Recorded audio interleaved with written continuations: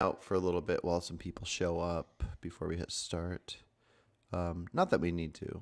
They can go back and watch it later. Okay, so I got this here. What are you drinking? This is some good old Keurig coffee, a PC brand. Okay. Yeah. Are you not able to bring that the coffee maker thing that you like to the cabin? I am, but I don't have. I just got here yesterday, so I haven't. I usually order beans from my favorite roaster in Quebec, and it takes a couple of weeks for them to process an order and get the beans delivered. It's all really fresh. Gotcha. Cato Coffee, if anyone's interested, is a nice shout out if you want some bold coffee roasted in Quebec, Canada. Gotcha. Yeah, I'll have to look into that. Okay, let's see. Okay, let's go ahead and get started. Sure. Hopefully this is not too tough to do. Okay. Do you want to give a quick preamble as to what we're doing? Oh, I usually don't do that. But yeah, so I'm here with Michael McCaffrey, and we are going to be watching the interview that CosmicSkeptic had with Peter Singer and responding to it. We'll probably do about half of it today and half a different day. All right. And if anybody has any questions for either me or Michael, go ahead and make sure you put @reasonablevegan in the chat. That way I can kind of skim through all the conversations. Oh.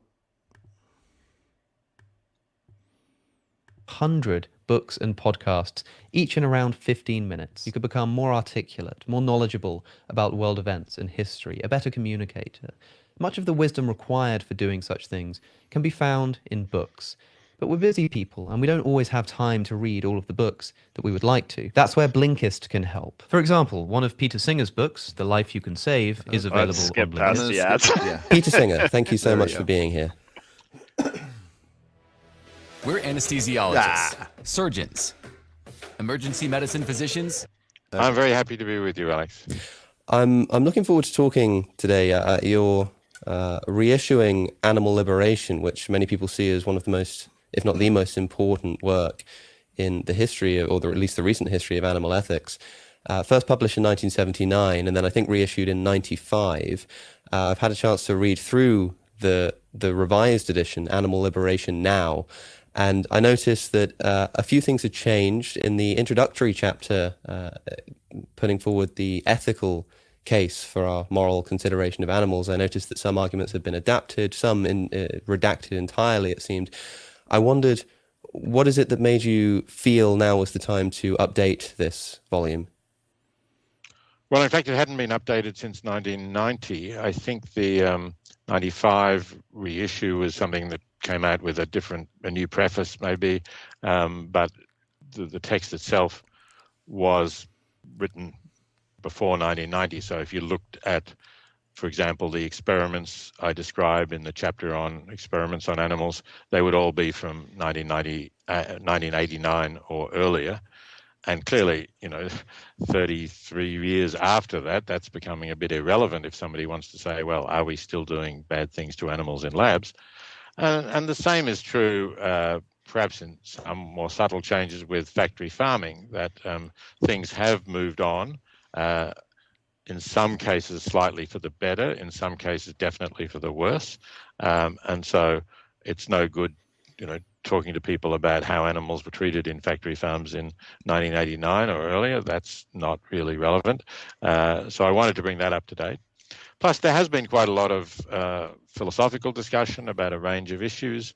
I wanted to say something about those discussions, new topics, new fields that have been raised, like the suffering of wild animals, I wanted to comment on.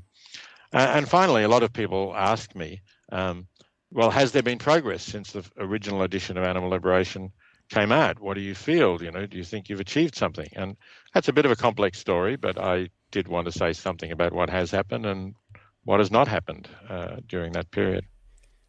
So what has changed since 1975 in terms of our treatment of animals and experimentation and animal farming that's sort of morally significant for you? Well, let's take the use of animals raised for food, so farmed animals, because that's by far the biggest area in terms of the numbers of animals we raise for food. It's absolutely vast, including fish factory farms, so-called aquaculture. We're probably around 200 billion animals being produced each year, raised and killed each year, and that dwarfs the number of animals used in experiments, which is probably around 200 million. So it's 1,000 times more we're talking about in animals raised for food. And that's one of the biggest things that has happened, that has expanded, and it's expanded to a considerable degree because a number of other countries where there was no factory farming and where there was relatively little consumption of animal products, largely because of poverty, have now greatly expanded their animal production. And so, China is the obvious example. There are tens of billions of animals in factory farms in China who were not there when I first wrote the book. And the conditions, are pretty terrible. So that's the bad news. The good news, I think, is that some progress has been made in some countries, and I would say especially in the countries that make up the European Union.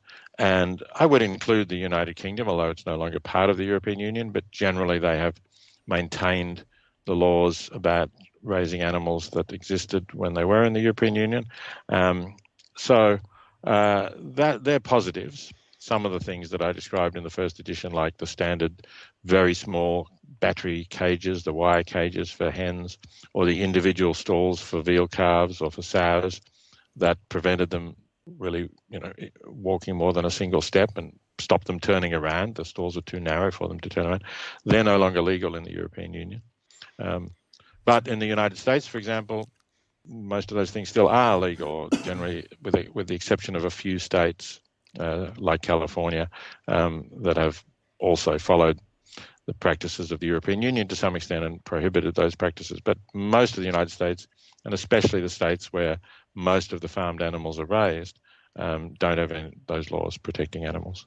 Can I just pause there? Yeah. Oh, that's funny. I was going to ask you. So, just him bringing up the European Union and laws making it to have bigger areas for animals to turn around. That just reminds me of when I talk to some people about what a lot of people will call welfare and not rights. And so I guess I was curious your thoughts on, not only do I consider welfare to be rights, so anything that we would call fixing for farm animals, any action we can refer to, if that was happening to us and we wanted that to not happen to us, that would be wanting the right for that to not happen to us. So I don't know if you view that as a right the same way I do. And then the other thing I was curious about is, if we assume that the world isn't going to go vegan in probably our lifetime, then having part of our focus be on getting politicians to change laws to make, like, the U.S. have something kind of like wherever he was referring to, making it so animals are able to turn around. Do you think that's as important as I think that is?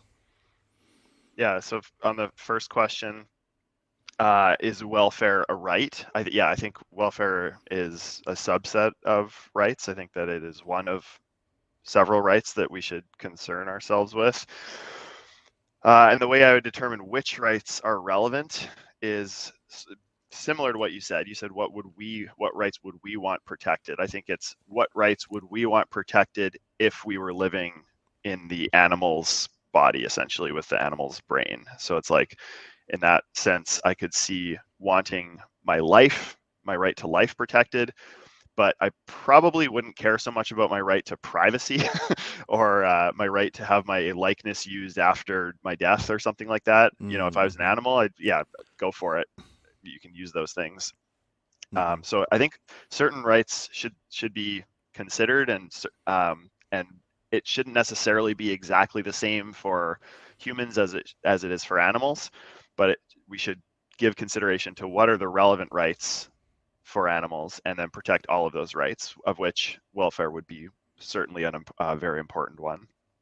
Mm-hmm. Any comment there, or should I go to the second part? No, I do. Yeah, go to the second part. Okay. And actually, before I do, just a quick point of process. Is anyone in the stream right now, and do they have any preference on whether we should be speeding up the playback for the video to like It looks like 1.25x there's or 5 something? people in here, and I'm not sure. I'm not too familiar, but I haven't done a playback like a fast speed, so it would be an experiment for me. But I'm up for trying it out. So Okay. All right, cool. Well, if it's too slow or something, just pop a note in the chat, and we can try it a bit faster. Yeah. So yeah, your second question, can you remind me what it was?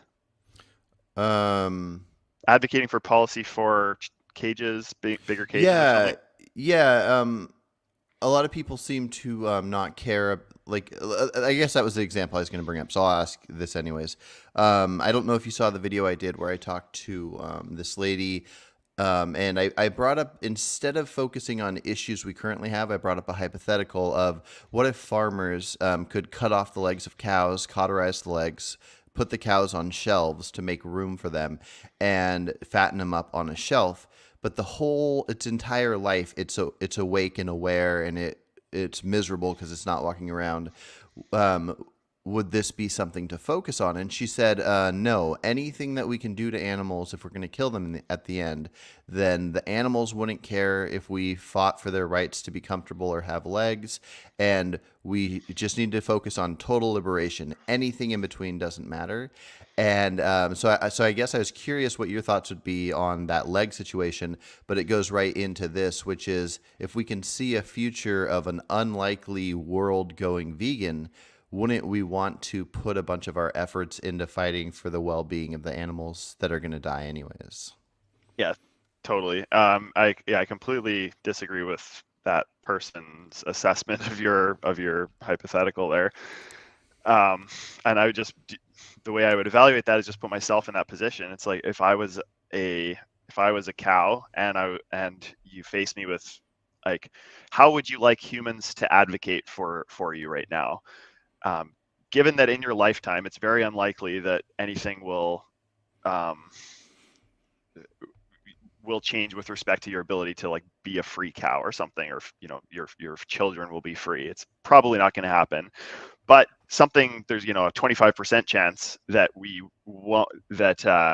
we can fix this thing where you're getting your legs cut off and put on the shelf or whatever. It's like, yeah, I'd go for that 25% chance. Focus on that. Like, so I think that the only way you could dispute that is by some bigger picture case of like the future suffering of if let's factor in the suffering that happens over the next 200 years with all farmed animals. If you had reason to believe that there was like a short-term bad stuff to happen for cows right now, it's like, yeah, cows right now, we got to chop off your legs and focus on the end goal here, because we know we're going to get to it faster by this other means of activism that doesn't focus on your well-being, but it will get to that end state faster. So if you factor in like the total suffering over the next 200 years, you could make a case that that advocating for, even though it's not going to happen in this cow's life, there will be more total suffering or rights violations, or less total rights violations. Yeah. So that's the only way I could see arguing against that. But you'd have to I don't know how you would know that necessarily with enough certainty. If we advocate for the not chopping off legs, there's a certain improvement right now for conscious beings, whereas we're sort of speculating on the best strategy for the future. So yeah. Did you have any thoughts on any of what was said before I asked you that? Well, yeah. So Peter was talking about some of the changes in animal ag over the last, like, I don't know that time period, but since 1975 is when the book came out. Yeah, and he'd sort of chopped up a couple of different, like he said, I think he said since 1995 for certain things.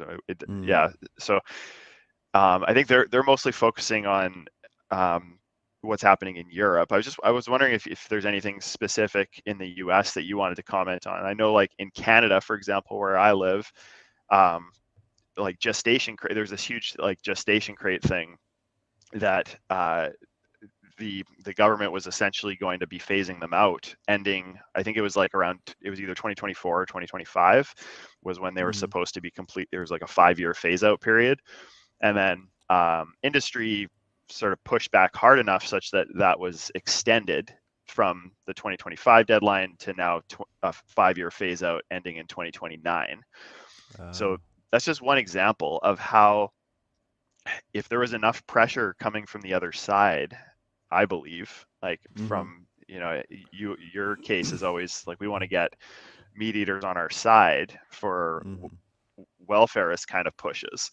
And I got to think, like, if there was some huge petition signed or a lot of people that were made aware of this, that this was happening and there was a decision being made, if there was enough pressure to offset the industry pressure from the general public, not just coming from vegans, but coming from meat eaters as well, then maybe that law wouldn't have been delayed.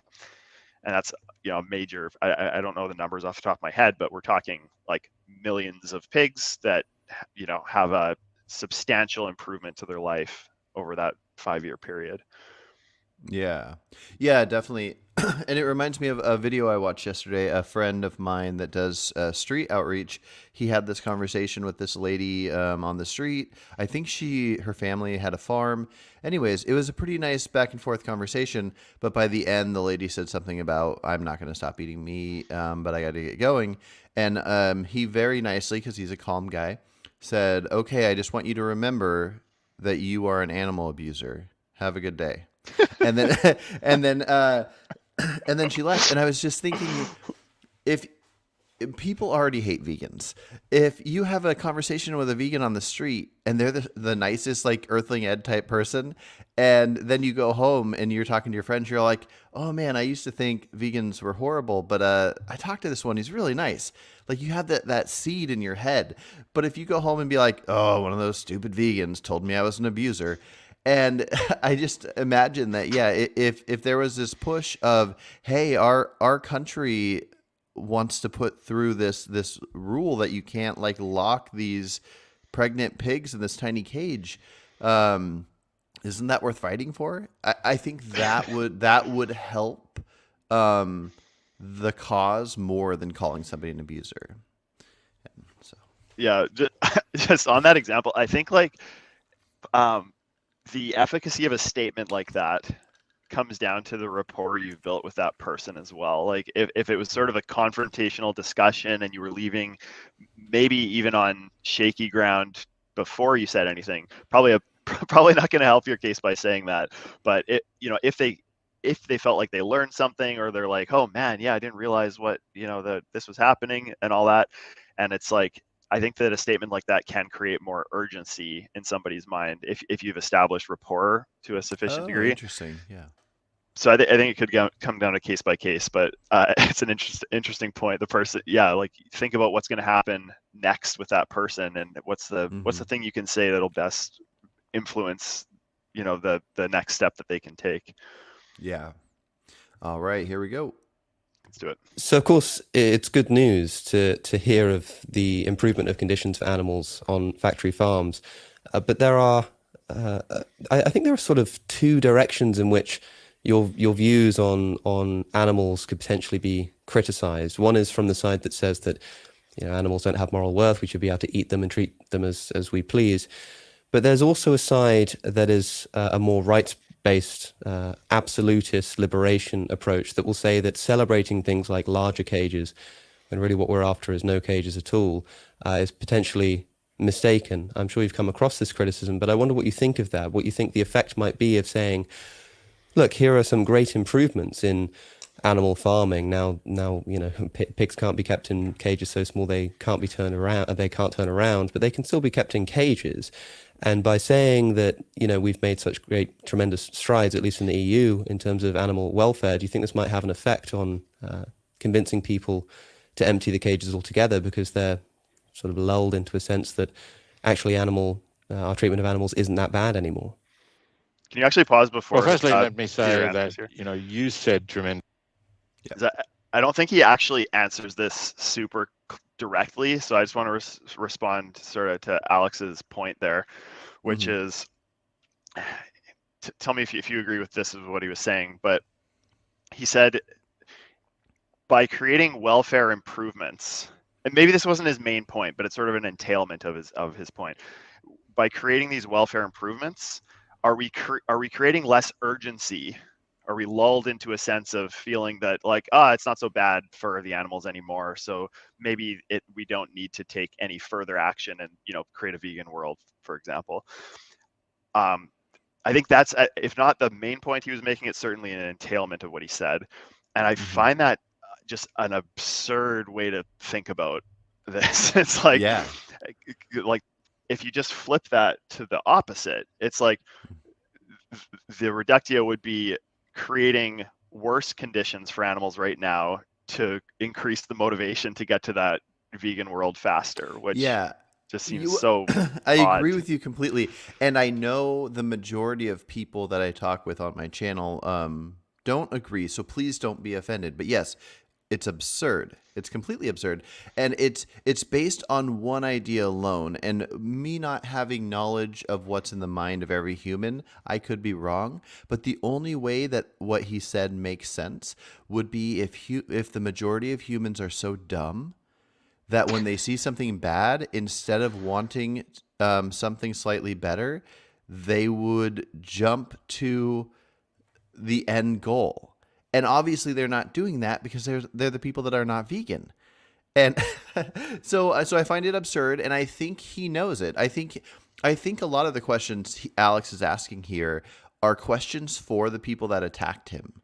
Maybe not directly because they attacked him. I don't think he did this as a feel good about me type thing, but I feel like almost every question he asks is taking the people that have bad ideas in veganism, and he's asking Peter Singer those ideas.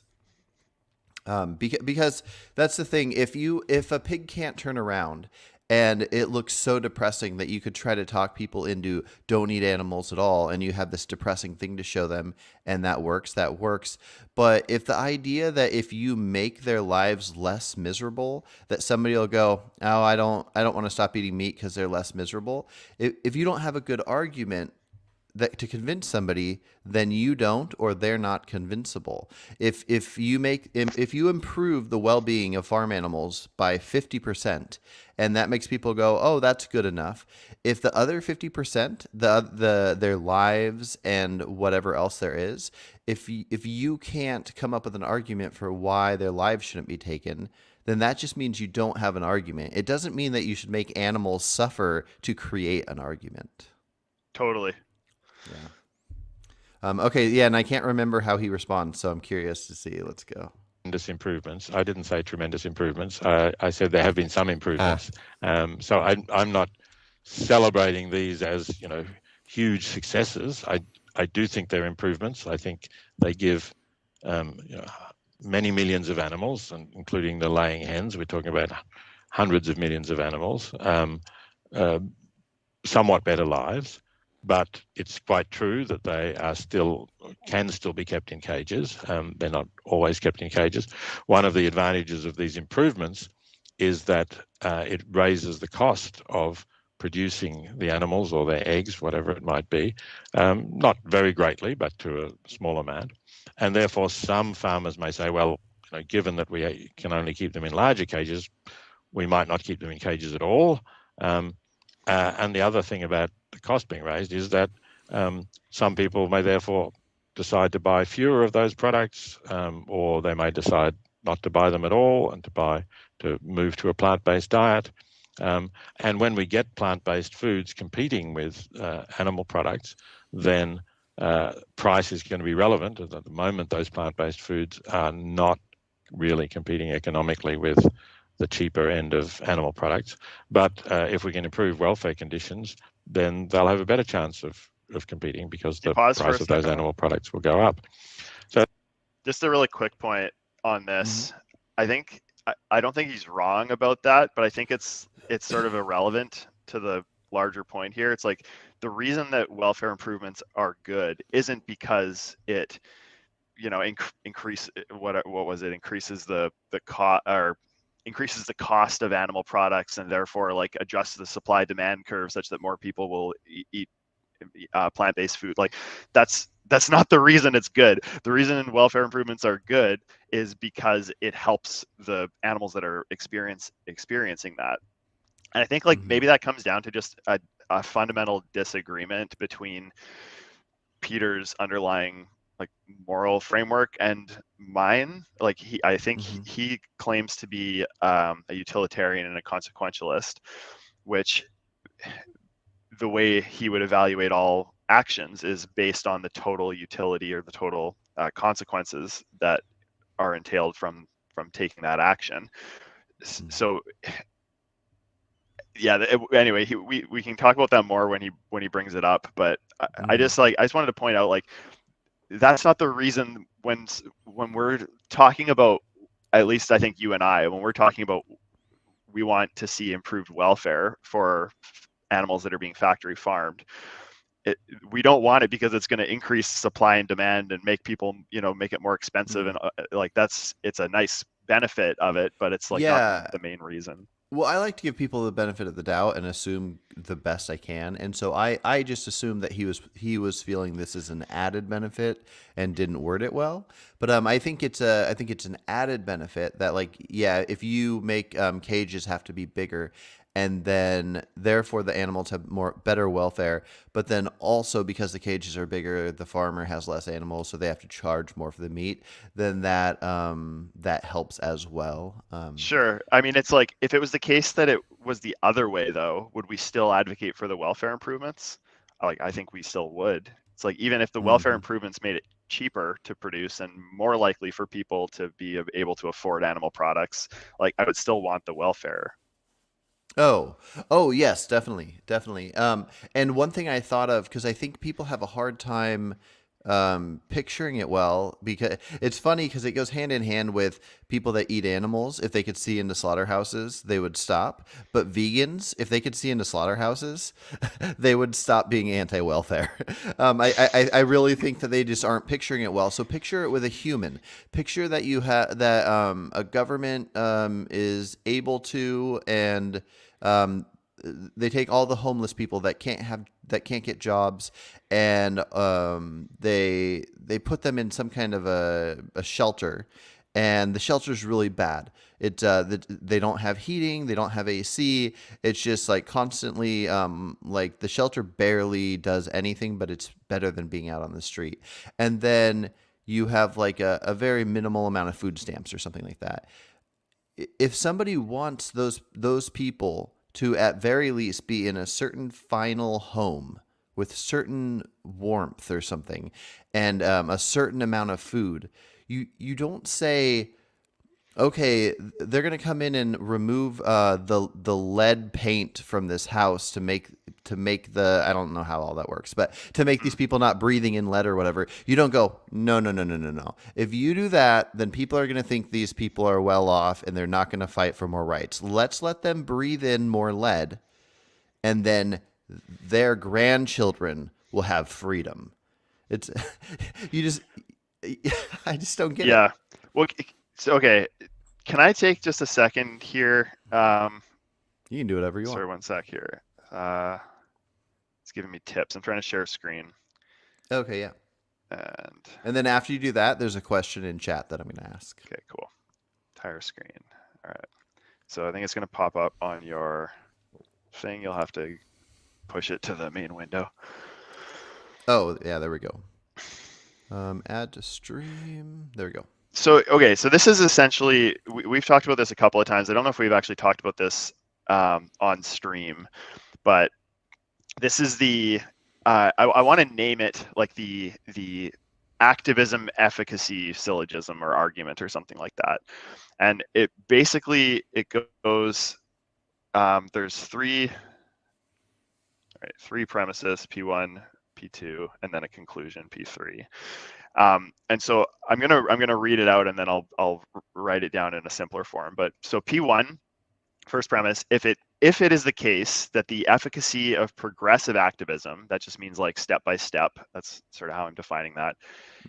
If the efficacy of that is higher than the efficacy of abolitionist activism, i.e. only focusing on the end goal. So if it's the case that progressive is higher than abolitionist, then engaging in progressive activism is preferred over engaging in abolitionist activism. So if progressive activism is greater than abolitionist activism, then it's, let's just say it's better. It's better to focus on PA. So PA is like better. So then premise 2, it is the case that the efficacy of progressive activism is higher than the efficacy of abolitionist activism. So it is the case that PA is greater than AA. Okay, so if PA is greater than AA, then PA is greater than AA, and then the conclusion obviously is a very simple argument, but then therefore PA is the preferred activism choice. So if you disagree with it, like this is logically valid. So the question is its soundness, which you can call into question any of these premises. But I think it's important to ask the question: are you disagreeing with premise 1 or premise 2? If you're disagreeing with premise 2, you're just saying, well, yes, it's true that if we were getting to that end state, that the efficacy was like if there was a better outcomes from focusing on PA, if it was true, yeah, we should do it. But hey, it's not true. We disagree with this one, for instance, and here's the reasons why we disagree with this one. Or maybe you're not. Maybe your argument is with this. Even if PA was better than AA, we want to go with the abolitionists. It doesn't matter because we're focused on ending exploitation and period, full stop. So I think it's important, like when people are disagreeing with this point, that we kind of call into question: are they disagreeing with P1 or P2? So the stuff that Peter's talking about right now in the video, this is, so he's on board with this, by the way. Like I think at least that his whole position is around progressive activism, and he's all talking about when he's saying that it increases demand and it's better for the animals and stuff. All of these are like points in favor of this.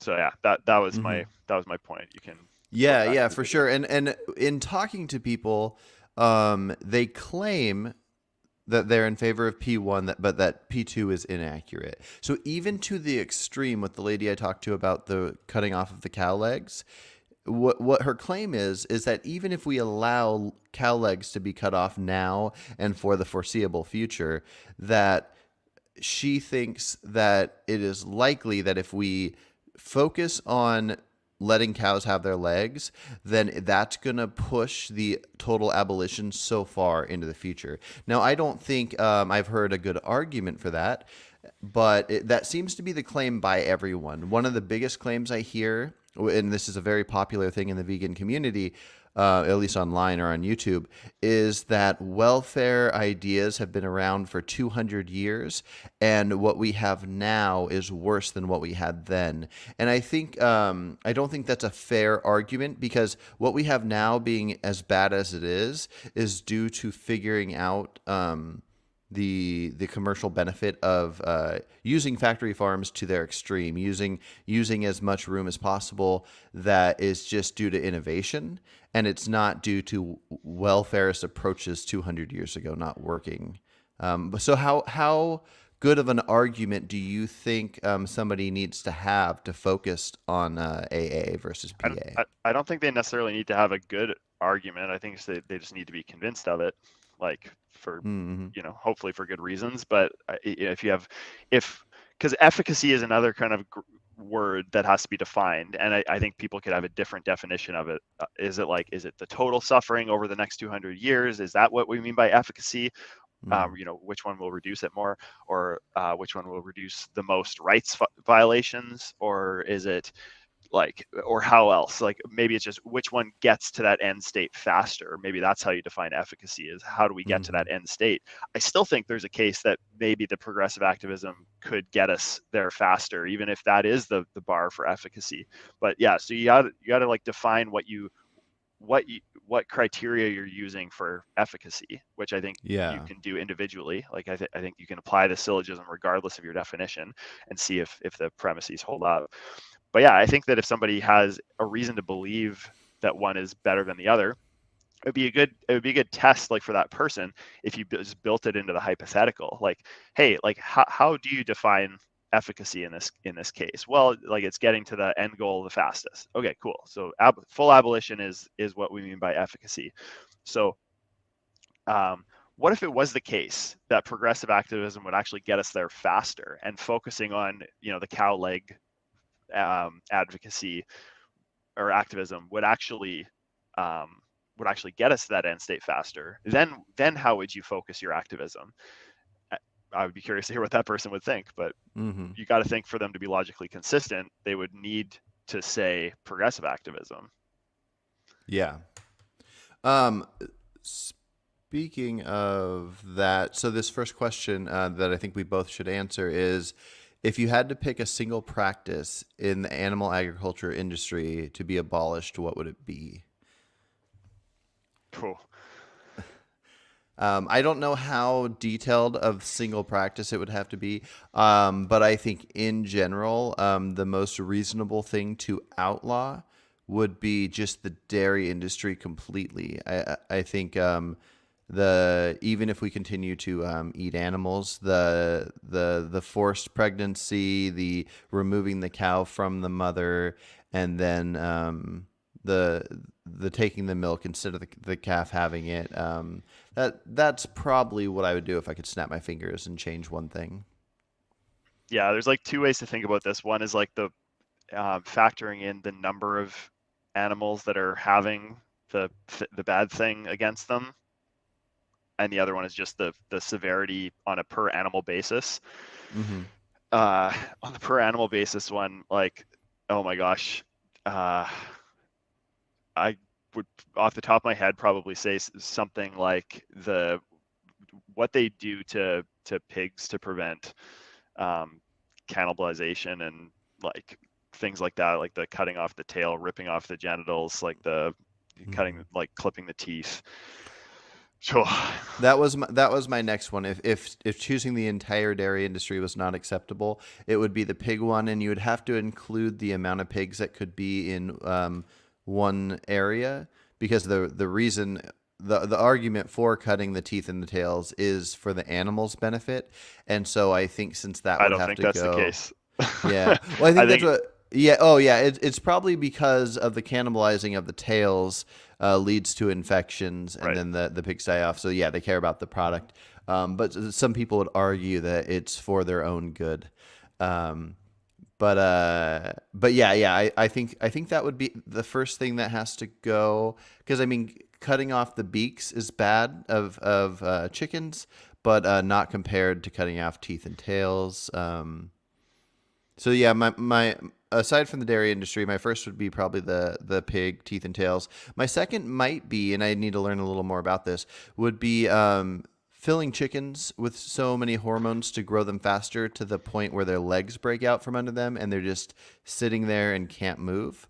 I think there would have to be some kind of a practice that makes it to where if you can pump them full of hormones, it has to be a certain amount that wouldn't be likely to lead to leg breaking.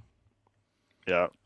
So I that just made me think of foie gras, and that might actually be even worse than the pig thing. Yeah. For me. Do you know if that's legal in the U.S. or in Canada? Or is that just like a European Asian thing? Yeah, we should look into that. Okay, here we go.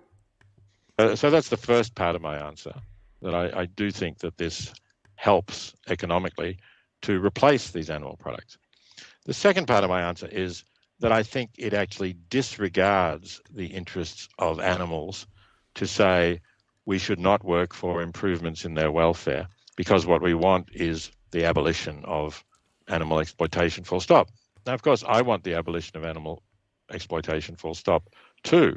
I would love to see that happen, but I don't see a way of making that happen within the foreseeable future. I'm certainly prepared to argue, and I do argue in the book for eating a plant-based diet. I think that's definitely the most ethical diet. But and I'm pleased, and I talk about the fact that there's been a rise in vegan or plant-based eating over the last couple of decades. It's very good. But, how many vegans do we have, say, in the United Kingdom? The figure that I've seen is 1.2 million. So that's... Okay, this might not be good to do at this point since we both have seen this and we talk about things in advance. I don't want to forget what he just said there, because when I hear people critique him, I think they miss that, and I think it's important. He said he wants animal liberation, full stop. Do you think he means that? And anytime he talks about things that he deems as acceptable, he's saying out of all the bad practices, these couple are the better ones? Or do you think he doesn't mean full animal liberation? He just means something close to it? Yeah, his position will be fleshed out through the video, I think, a little bit more. And I think he wants it in the sense that, oh yeah, if I could, push a button and get it, I would push the button. Mm-hmm. But he also says, certain things that lead me to believe that he's maybe he wants it less badly than I do or something. I don't know. Because like later on in the video, he talks about how like the occasional indulgence on eggs and things like that is acceptable, and that it seems not consistent with the position that he really wants animal liberation, full stop.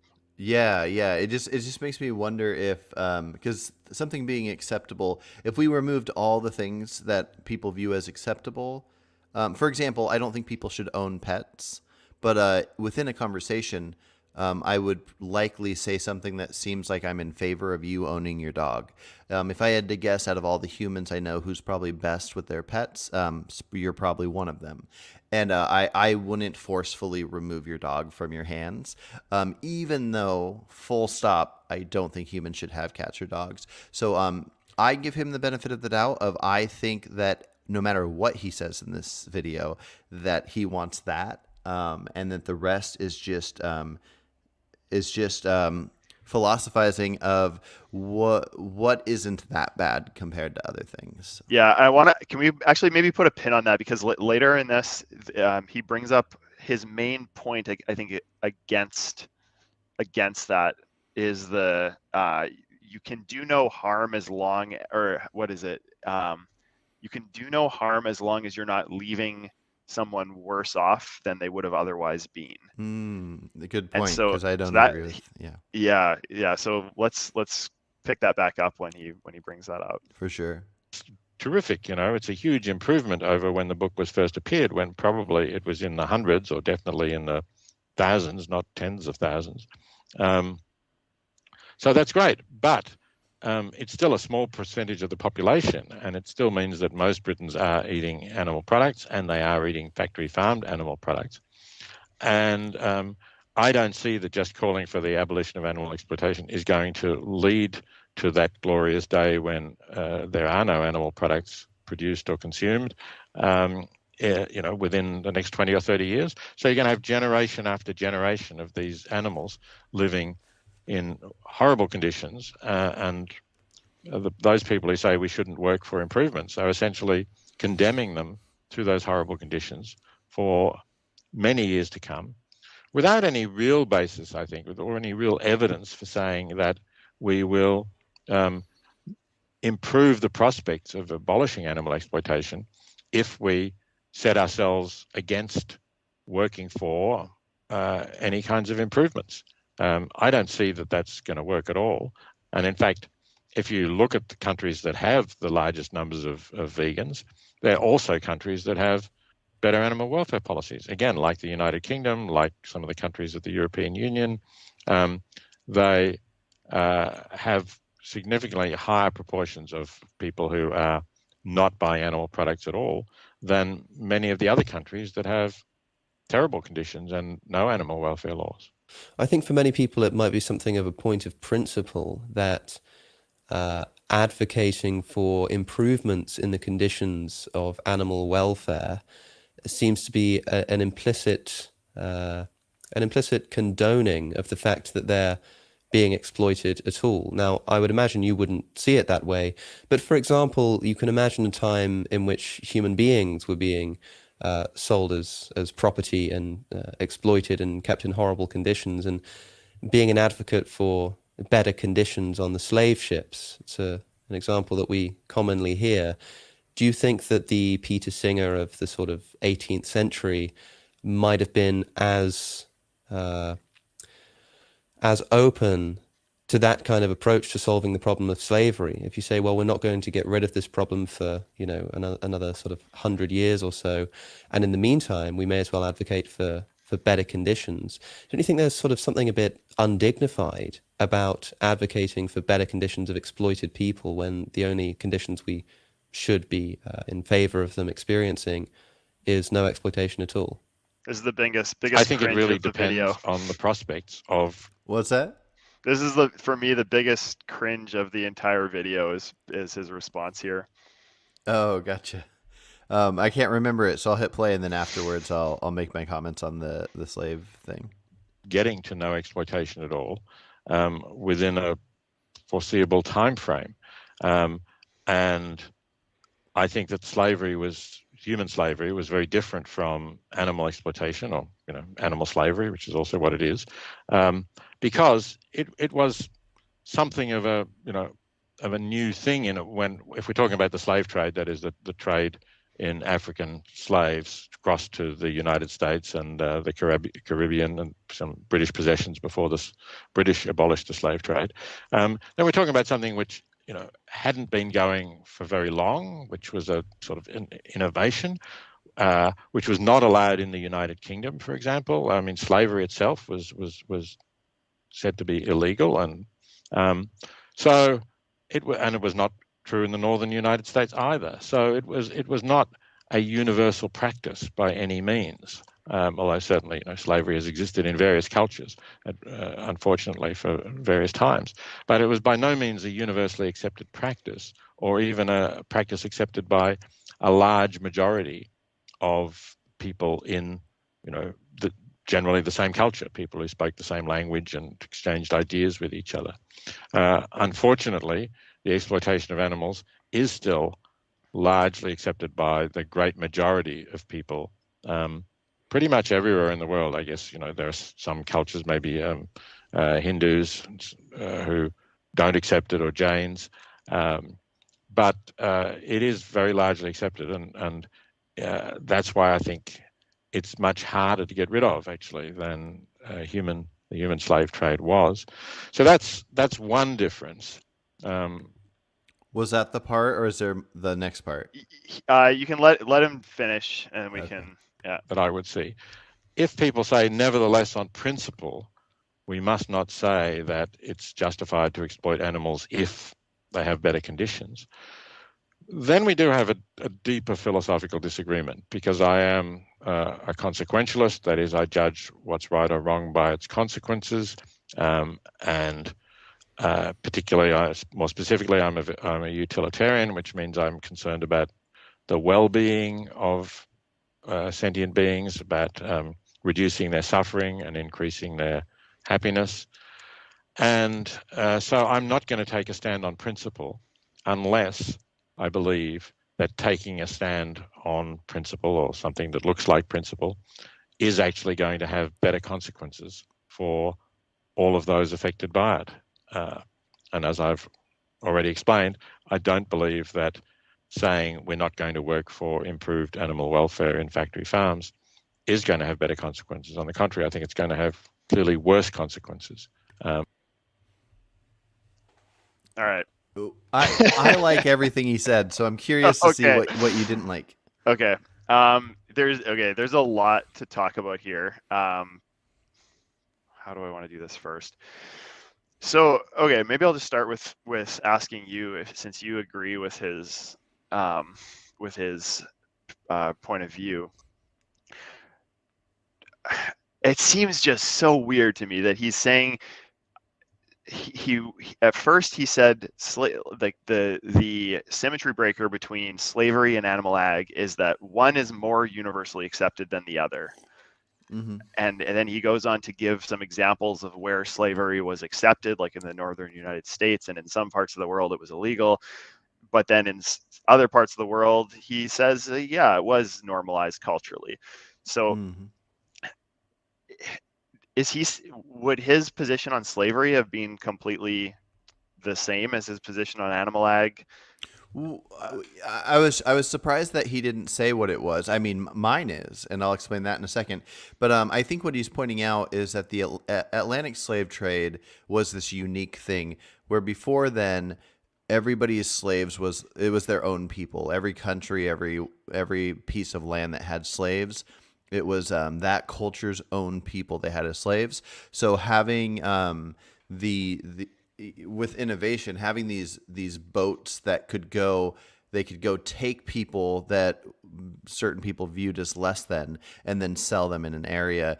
It was this was like a new thing that had happened. So the idea of tackling something new that people view in disgust, and I think you might have said it backwards. The North was against it, and the South had it. So UK was against it, and the northern states in the U.S. were against it. I'm not sure about Canada. I think Canada was probably against it as well. So it was this idea of this. I think it was only 3 states in the South that had slavery, and as more states became states, those southern ones got it as well. But I think the idea was that this horrible thing so many people were against, and that fighting it from the beginning, where it's been acceptable to kill and eat animals for all of time, and that has never really wavered. And so I think that's a decent point. That would be harder to fight. So, for sure, like harder to fight, yeah. Like Alex's question was, would the Peter Singer of the 18th century or whatever he said, would that version of you have advocated for slave welfare? He failed to answer that question for sure. Well, his answer was, like, he said a couple of things. He said human exploitation is different, and then he listed some of the differences specifically pertaining to slavery versus animal ag. And the main difference that he gave was that in some parts of the world, slavery was less prominent than, and whereas animal ag is universally accepted. And so, like, if you created like the hypothetical slavery 2.0, where it was fully universally accepted, would his attitude change that? It just seems like a weird thing to cause you to view something as moral or not based on like how many other people agree with it. I think he was just referring to how easy it would be to fight. As far as moral or not, I like to assume that he would agree with me, and so I'll just give my stance that if I don't know how it is in Canada, but like here, if some children are living in foster care or even not foster care, but there's concerns with their well-being at a house, then somebody will come from a department and come and see the house and check the conditions and see if there's like maggots coming out of a dead rat in the corner of a house, just seeing if the kid should live there and that kind of thing. And there would be standards. There'd be regulations saying this is not a fit house for a kid. So if slavery continued in a way where it was just abundant, there's people could have slaves, and we had the option of having somebody go and say, oh, you're not up to code. Like, we need these welfare regulations to make it so if you have these maggots in this room where you're having these slaves live, you got a penalty. You have to pay a fine or go to jail, or you lose your slave. Your slave goes to be sold to a better slave owner or something like that. I would consider these regulations great. We should do anything to improve the welfare of humans, animals, whatever, anything that that deserves moral consideration. We should legally improve their conditions until we legally outlaw the practice of something like slavery. Okay, And that seems like that's the different same. from his view. I just don't think he stated it, but I could be wrong. I think he just pointed out why it was easier to fight. But yeah, I could be wrong. Yeah, to me, the implication of that was that I would have advocated for I would not have advocated for the welfare of slaves, as like the maggot moving the slave in the maggot place to the non-maggot place, because it was easier. And it's like that's how I took his position. And like, again, this comes down to sort of the underlying moral philosophy of utilitarianism. So maybe like the larger point is just like, I will just do whatever maximizes utility. And it's like, if there are factors like it's more difficult to create change in a system, to focus on the abolition side of things, that would there'd be less utility created from that sort of activism. So I wouldn't activate.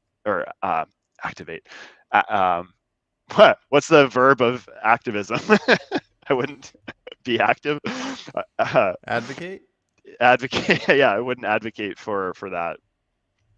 Yeah, I guess maybe I don't disagree as much as I originally thought. It just seemed like a weird symmetry breaker to me, that just focusing on like the. Yeah, I think it really comes down to if he answered it or not. Like if that was his answer, or if he only answered half of it.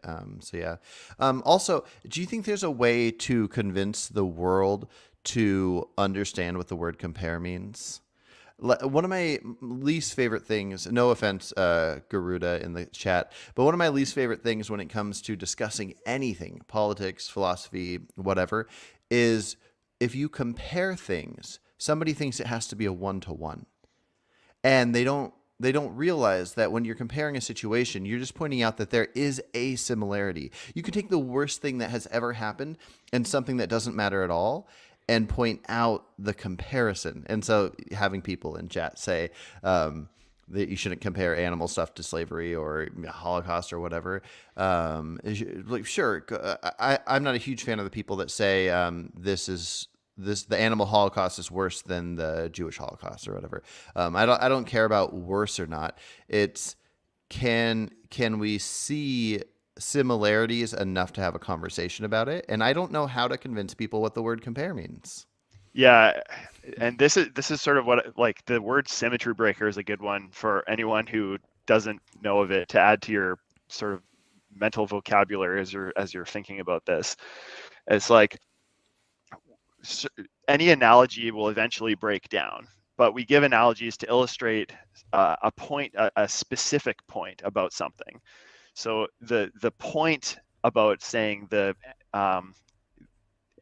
just like saying the animal Holocaust or something, the point is to show it's bad. It affects a lot of sentient beings in a negative way. It's on a massive scale. That's the point of it. It's not to say that like it happened in Germany or wherever, right? It's not to say like where it happened. That's an irrelevant difference. So the point of like any sort of when you're discussing something, it's you're usually, the point isn't to say, are these two things exactly the same? The point is to say, are they similar in a certain way? And then there will be relevant differences potentially that would be called symmetry breakers. So you might say like, no, it wasn't a Holocaust because it didn't happen to humans, and that's relevant because a Holocaust, the definition is that it only applies to humans or something. That could be like a relevant difference between the two that would apply to the use of the word Holocaust, for example. The fact that it happened in Germany, like, or whatever, it's probably not a relevant one. So when you're looking at comparing things, you're talking about the point of your discussion is relevant, such that like you need to look for the relevant differences between the two things, right? Yeah. I'm going to read this person's comment real quick, respond to it real quick, and then just get right back into the video. But the person I was talking to said, there is no similarity between a slave owner and owning livestock. I am against slavery and support owning livestock and plants for food. It's dehumanizing. Okay, so here's the issue. Saying that there's no similarity between slave owner and owning livestock. The similarity is owning.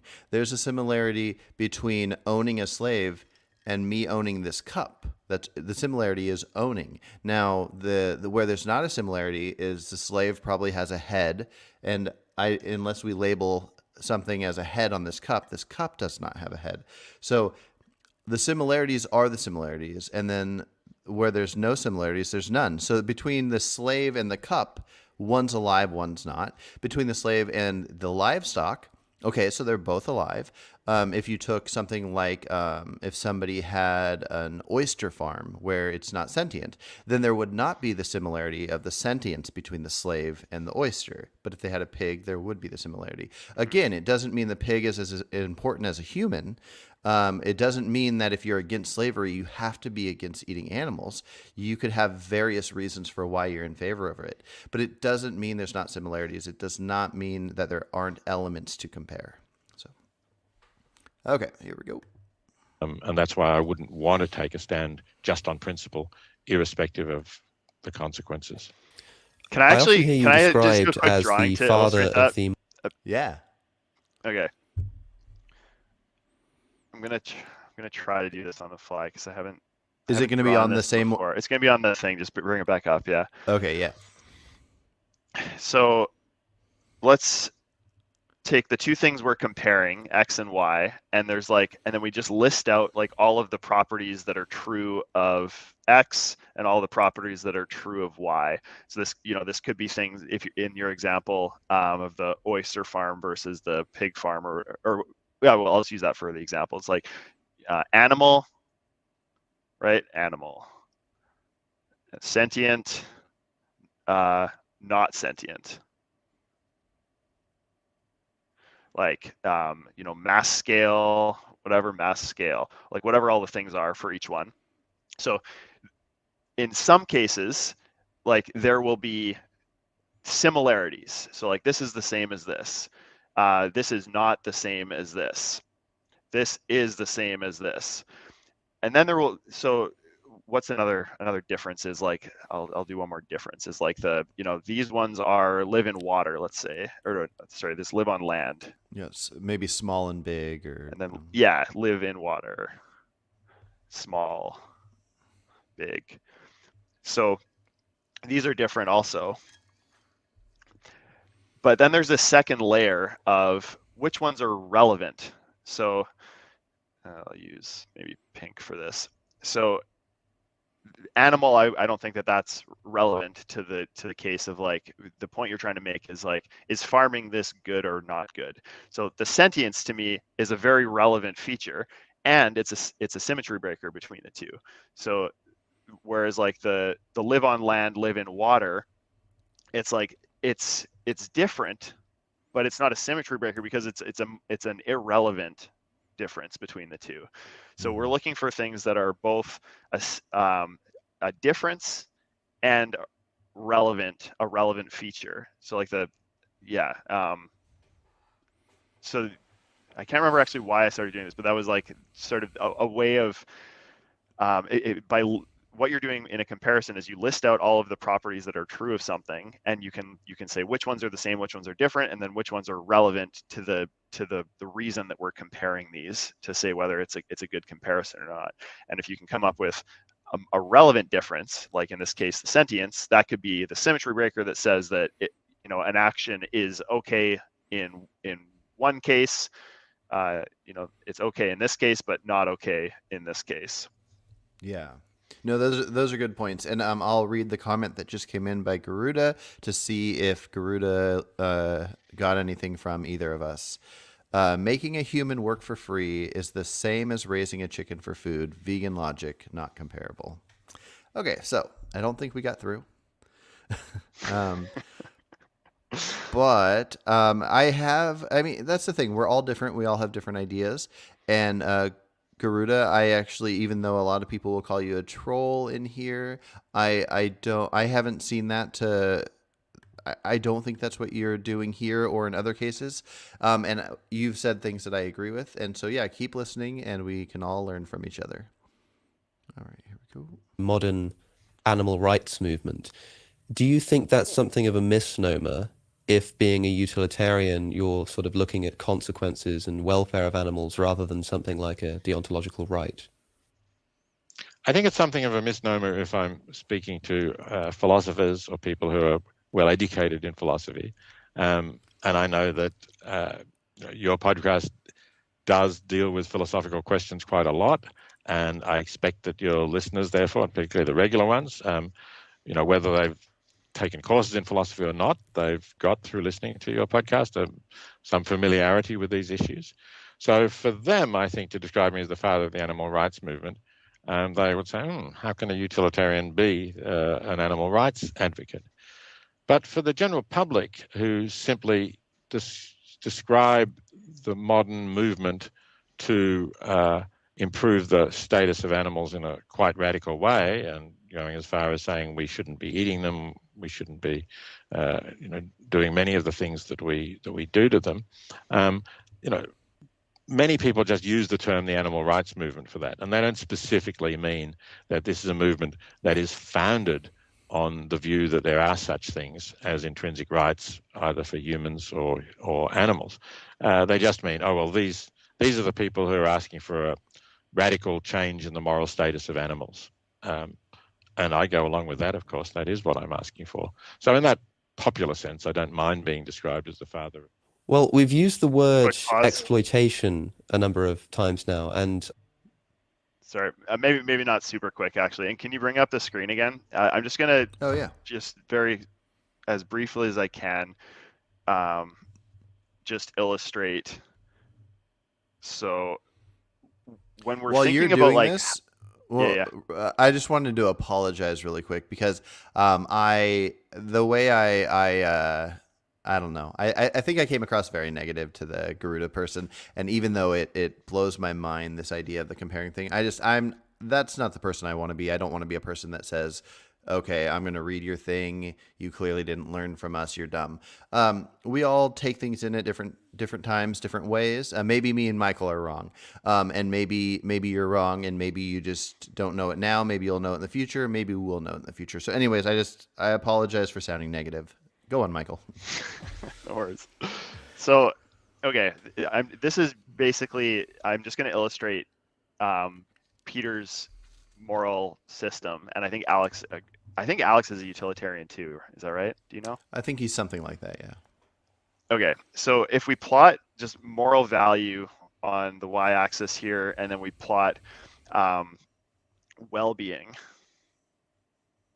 which suffering would be in the negative and pleasure or whatever would be in the positive direction. And like, let's just take this axis. So utilitarianism is a very straightforward position where this is utilitarianism or consequentialism. So that's essentially like what he's doing when he's evaluating an action. He's like, if there is no well-being, there's like no moral value to the action. If you take a point higher on the line where there is well-being, positive well-being, or sorry, if there is well-being or pleasure, there is a certain amount of moral value that you would assign to that action. Mm-hmm. Right? So it's good to do an action that's up here on the graph. It's bad to do an action that's down here on the graph. So that's utilitarianism, or how that fits in. There's a competing moral system. So deontology is essentially picking an action. So you'd pick like some point, and it's basically just a flat line. So deontology, it could be anywhere depending on the action. It could be like a negative right that you're protecting from somebody, or a duty that you must do, depending on what rights and duties you include in your moral system. But deontology is rule-based morality. Deontology. So it's basically saying like it's wrong to kill. So we just take killing. It doesn't matter like the amount of well-being. There's like a flat line for each moral action, right? And so you'd see the difference in how this would apply. It doesn't matter how much utility is created from right? Like if killing was created a ton of utility, it would still be like a negative action. For example, if it created disutility, it wouldn't matter. It's still morally valued the same under deontology. So that's the difference between those two.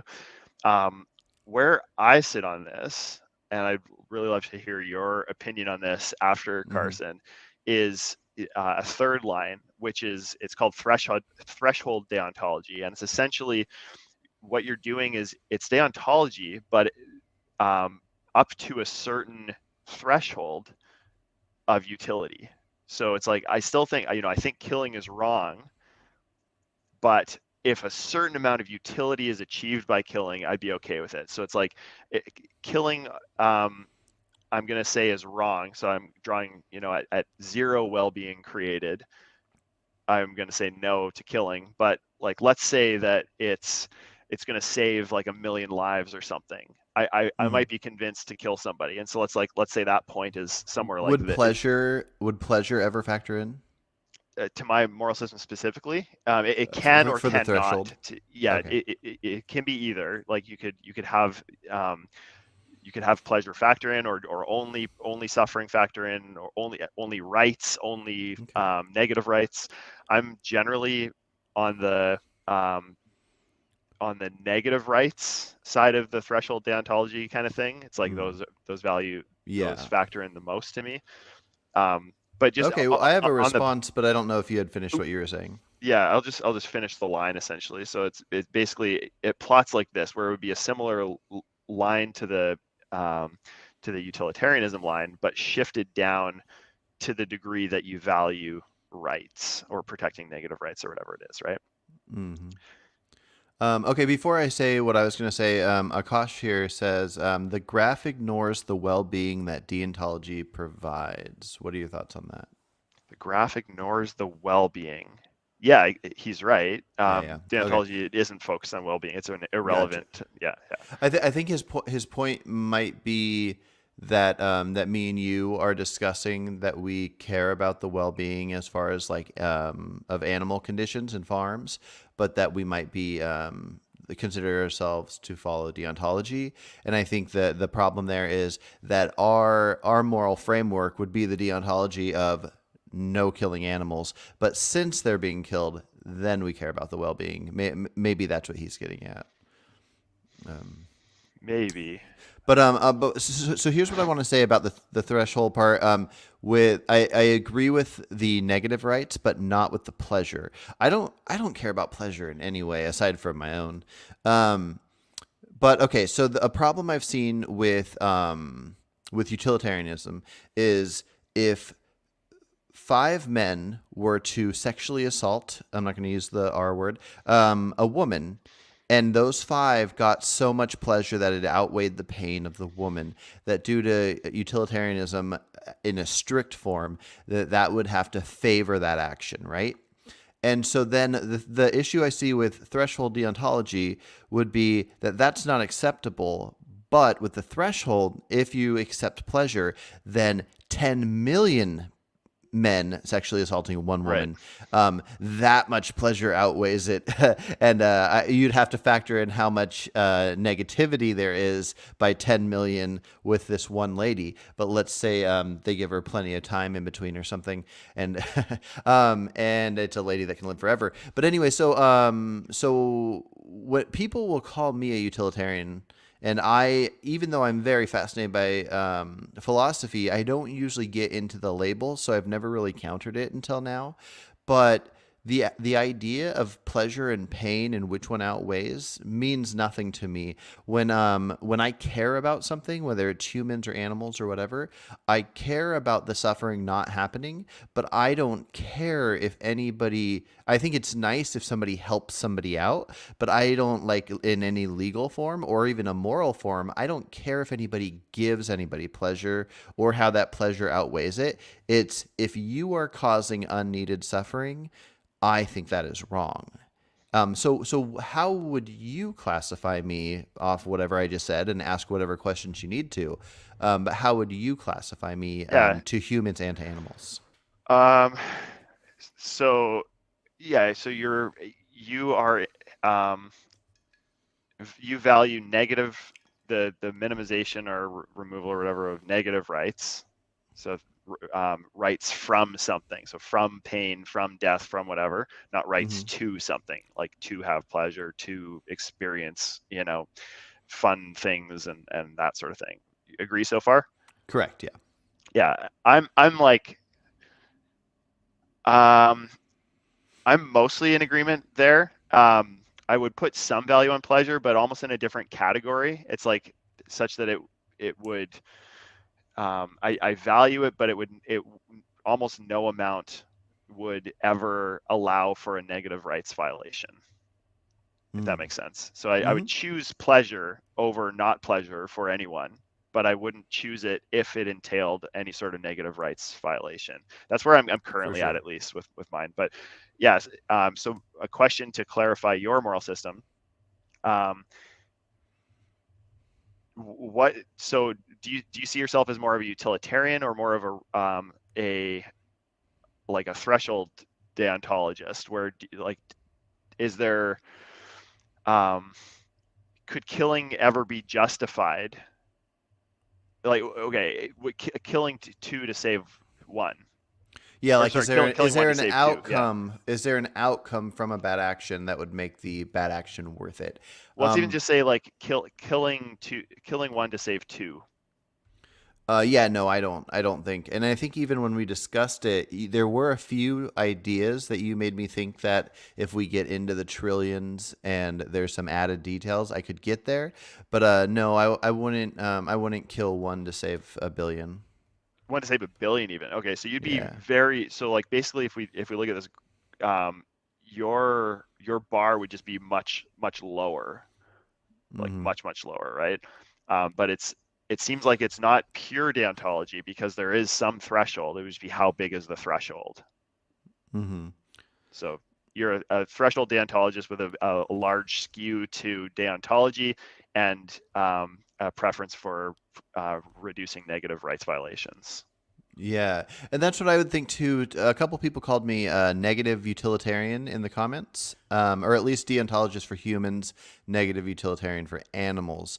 But I think it might seem like that, but I really don't think so. But it would depend. I think I maybe state things differently based on the legality that currently exists for harming animals. Therefore, I would rather less animals be harmed, and I'm not looking at the individuals. But if it was illegal to kill animals, I don't think I would personally choose to have the trolley car hit the one to save the five. I don't think I don't think it would be right for me to sacrifice any to save any. It would just be, I can claim that an action is wrong because it's removing the negative rights. So I do think I'm almost strictly a deontologist in this sense, if I'm fully understanding it. It wouldn't matter if there was 50 billion worlds and they were all full of humans. And the only time I would decide to not, like, the only way I would sacrifice one to save every other human would be in that case. Because if I'm saving one, whether it's myself or not myself, I'm not even in the picture, then I know that humans are social creatures, and that's going to drive that person insane. But if everybody was going to die except two, and I could kill the two to save every other human on all the planets, I wouldn't do it, I don't think. That's crazy to me. It's insane. Because the rights make sense. The negative rights make perfect sense in my head, but somebody's existence, aside from me wishing they could keep that existence if they want it, I just can't. I don't imagine. I was talking to my brother about it the other day, and I don't. If humans stopped being able to have babies and weren't going to humans weren't going to keep going, it doesn't change anything for me. I don't think I would feel any kind of weird sadness other than knowing that humans have a desire to make more humans to have children and grandchildren. And so I don't know if there's just something off with me, but yeah, I think I'm just a pretty strict deontologist, I guess. So does the same thing apply to pain in your system, or is it just death? Yeah, that's the thing. I think that's where you convinced me that I would rather punch a stranger that shouldn't be punched than a million strangers be punched, because I can know they'll get over it in a certain amount of time. And so I don't know to what level where that would stop. I don't know if I would stab a stranger to save 1,000 strangers from being stabbed. But yeah, so I care more about my own existence than I do about suffering I can have to me. But when I'm looking at the idea of people being taken out of existence, I guess since I care more, I wouldn't choose personally who gets taken out of existence. But the suffering, you know what? I take that back. If one stranger got punched or a million strangers got punched, and I could pick which one happens, to each individual million, they're getting the same pain as the one. You can't add that up because it's not like all that pain is happening to an individual. So yeah, it's all the same. No, that this person does not deserve to be punched just so each of these million can individually not be punched. Nah. Okay. I don't know if you want to take this into a separate discussion. We definitely can. Yeah. Just continue with the video. But do you want me to do one more thing? Oh yeah. No, either way. Okay, I'll challenge you one more thing on it. It's like, so let's suppose you got like some Carson dollars here, and you have a situation where there's like, I'm horrible at drawing things, but like, let's just assume there's like some bad thing happening. I'll draw like a sword. That's gonna stab this guy. Okay. How many Carson dollars would you pay for this not to happen? Just Carson dollar can be equal whatever. Just 10. I don't know if I fully understand that, and I'd like to. This guy's about to get stabbed. I understand that part. What's the Carson dollar? Just your money. Just like my actual money. Like arbitrary units of, so like one Carson dollar could equal whatever. It doesn't matter. I'm just like, you don't have to necessarily pick. Just like, let's just pick a unit so that we can baseline it. That's the point. So it's if somebody was going to be stabbed by somebody else, but I could offer something of my own to get them to not be stabbed. Let's just say it's just money. Just to keep it okay. simple, I could offer money of my own. For them not to be stabbed. Yeah. I mean, I'm sure I would pick some random extra amount of money that I don't feel like I need. I don't really spend much money at all. So like $10. Would you pay $10? It'd be based on what I happen to have extra, and me personally in this real world, I don't know. So it would be whatever that is. Pick a number just for. Okay, let's say $100. I don't know what I have. I mean, okay. I have a savings account with a couple $1,000s in it that I don't need, but I like the idea of having that savings account. So I'm going to say $500. 500. Okay, so $500 in this first scenario. You'd pay $500 out of pocket for this guy not to be stabbed. Sure. Now, like, so let's say you do that, and now you don't have this $500, and then like tomorrow, basically you're in the same situation again with this. Another guy is going to be stabbed. And this you get confronted with the same situation. Would you? Is there any amount of money you would pay for this guy not to be stabbed? Well, no. So I don't think I would cut into my own well-being or my family, loved ones, and so on. So if 500 is all I had extra that I'd feel wouldn't cut into my livelihood, I give that the first time, and then now. I just wouldn't have any more. So I wouldn't, I don't think I would, I don't know if I would get myself to rob a place to get that guy not, I love the books I own, but I'd probably give my books up because they're just books and I have audiobooks as well. So I don't know how to answer the question if I don't have anything else to give. Yeah, well, I mean, you say you don't have anything else to give, but you do have more to give. It would cause, I mean, presumably this $500, you would have spent it on something that would have increased your well-being as well. And so it's like you could spend another $10 and maybe, you know, you skip a breakfast or something, or I don't know, instead of going out to eat with your family, you eat in. And yeah, we did that because this guy was going to get stabbed. And so, you know, we scraped together another $10 or something. Yeah, so I'm pretty easy to please. So there's very few things I like to do. Most of it is hiking and getting out in the water. I have a kayak that was very inexpensive. But I would give away most things that aren't keeping me specifically healthy. I wouldn't sacrifice, I wouldn't give an apple to save somebody from being stabbed if it meant I had to eat some Oreos. I wouldn't sacrifice my own health, but aside from that, I'm just easy to please. So if I had to give away my kayak, I would just go swimming. I might not be answering your question too well, but Yeah, I'm trying to just think like, so I mean, maybe you would have given up kayak here also or something, and so maybe the second guy, it's like, yeah, I wouldn't give anything, so he's, you know, unfortunately not with us anymore. But like, what if we just like scale up this situation where instead it's like, there's a guy with like, you know, an assault rifle or something, and he's about to like go ham on a crowded stadium of people.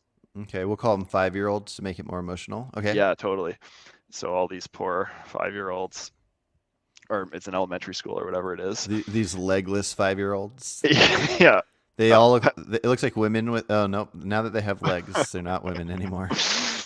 So, so you've already given up 500 on your kayak, and you've said no to this guy already, and now you're in a third scenario where this is about to happen. Mm-hmm.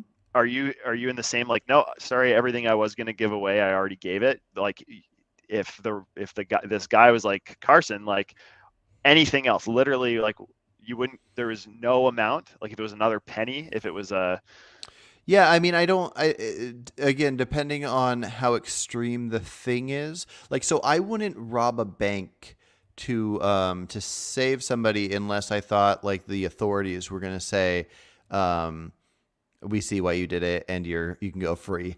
I wouldn't put myself in jail for long at all to save people. I wouldn't put myself in jail for a year to save somebody's life, probably. That might sound horrible, and that's just off the top of my head. I don't know if I'd change that. But so outside of the idea of stealing from others, would I sacrifice any of my own stuff or my family's stuff? Yeah, I mean, if there was some deaths on the line, I might just go, okay, I'll give all my savings, and then I will figure out how to get more money to be able to survive. So let's say I gave all my savings. So we had just like a couple $1,000s that went to this one. And then now we're on to another set of 5,000 well, kids. yeah, and we don't even need to go there, I don't think. Is like, Okay. because with this guy, you kind of cut it off at the point of where you felt your well-being would have reduced a certain amount, and it seemed like you put more here. It was like more than just 500 in the kayak. It was all your savings. I want to be honest, and it was the thinking it through. Yeah. If that guy's being stabbed, the first guy, I'll probably give all the couple thousand I have, and so it's not because the kids. Okay. So yeah, well, that's interesting to me. Like, to me, it's like, I feel like it's just weird to me to not scale up the amount of harm or the amount of like moral value for the number of people. Like, to me, this is worth more than this happening. To me, it's worth more. So if I was in both those situations at once, and they said both of them called for all my savings and my kayak, and they said, you got to come and save these 5,000 or this one, of course I would save the 5,000. So it's worth more if I got to pick. But if I was just going to save this guy and I gave him everything and I don't have the kayak and the savings anymore, then which is why if the trolley's going towards 5 people, I wouldn't make it go towards the one. But if the trolley's going towards neither, but it's going to take all 6 out unless I choose which way it goes, then I choose for it to go to the one. So it's if I basically get this, right? options. So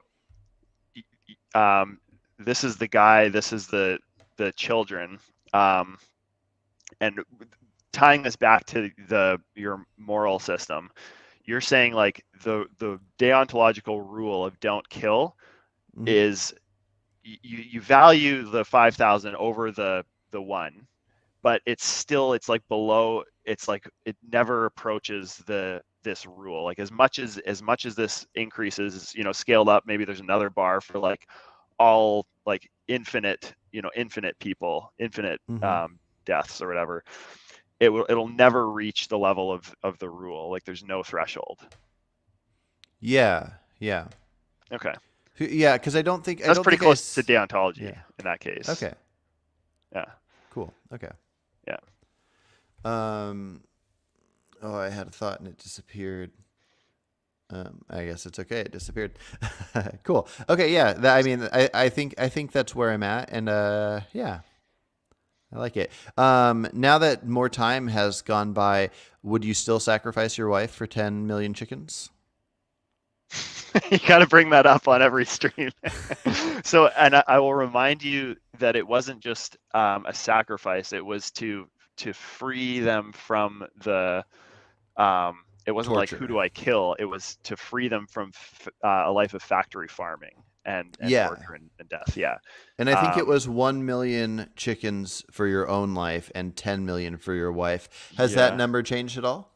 I haven't really thought about it, but Okay. like I would, yeah, I'm pretty. It's pretty tough to like actually draw these lines. Like and I don't think it matters that much. Like the point is, there's a threshold that would be a very high number, and I have a difficult time like wrapping my head around how much I value really high numbers. But Yeah. there would be some threshold where that is very high of chickens that I would value over my life, and yeah. I have a hope to convince you to stop valuing high numbers, because if you wouldn't sacrifice yourself for 100 people, but you would for 1 trillion or a number you can't even imagine for all the humans that are on planets we don't even know of, I just urge you to think of the fact that if you are gone, you're gone, and it's very noble to sacrifice yourself for others, but what does others really mean, and what? Yeah. So, anyways, depending on your want to exist, I'm hoping that someday over the next 80 years. Now, how long do we have? We probably have about 60 years to live. Someday over the next 60 years, I want to convince you to not sacrifice yourself. Let's unpack that in another. Yeah. Okay. Let's go on. I think a moment ago you said that you were looking forward to the end, or you desired the end of animal exploitation. Is that also correct terminology? I'm just trying to understand your position here. Is it animal exploitation that you're concerned about, or is it just animal suffering? Because, of course, at least in theory, we can exploit animals without causing them any suffering. Well, that depends on how you use the term exploitation, I suppose, right? I think the term exploitation generally means you're using animals or humans, or in some cases non-sentient resources, like, we're going to exploit the minerals that exist here. I think it tends to mean we're using without any consideration or any serious consideration of the interests of those who we are exploiting. And clearly, if they're not sentient beings, then they don't need any consideration. They're not affected by it. But there are other uses, I admit, in which you could say, well, you're exploiting someone even though they benefit by it. That could be kind of a position, I suppose. And you might be saying, well, you're exploiting workers even though they benefit because you're giving them employment, but you're taking nearly all of the profit and giving them just enough to get them to work for you. Do you want to comment on that at all? The idea of exploiting something for their benefit, maybe like a dog. I know Jerome in the comments is very in favor of owning pets and also in favor of zoos that are done right. Because if a zoo is kind of like a sanctuary of sorts and it's done right, then they're going to be better off than if they were fighting for survival out in nature. So something like that. We don't have to get into the human aspect of exploiting a worker by paying them what we might call less. But did you have thoughts on that? Yeah, I do. So with exploitation, I think like we have to think about relevant exploitation. And I think this is they continue talking about this with a few examples, but I think Peter's point is like, depending on how you define exploitation, he might be against it or might not be. It might not be like enough to say whether he's against it or not. And it kind of depends on a few things. And I do agree with that. It's like not all exploitation is inherently a bad thing. Like one example that came to my mind, the ones you gave I think were pretty good too, but like the one example came to my mind was like putting out a salt lick for a deer or something. Like I don't know if that's actually bad for them or something, but like assuming that it's just like a nice little snack for them, it doesn't hurt them or doesn't have any externalities to worry about.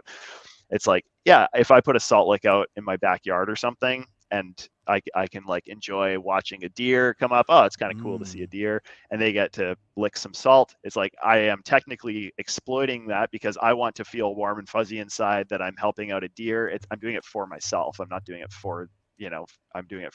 The reason is for my enjoyment and feeling good about myself.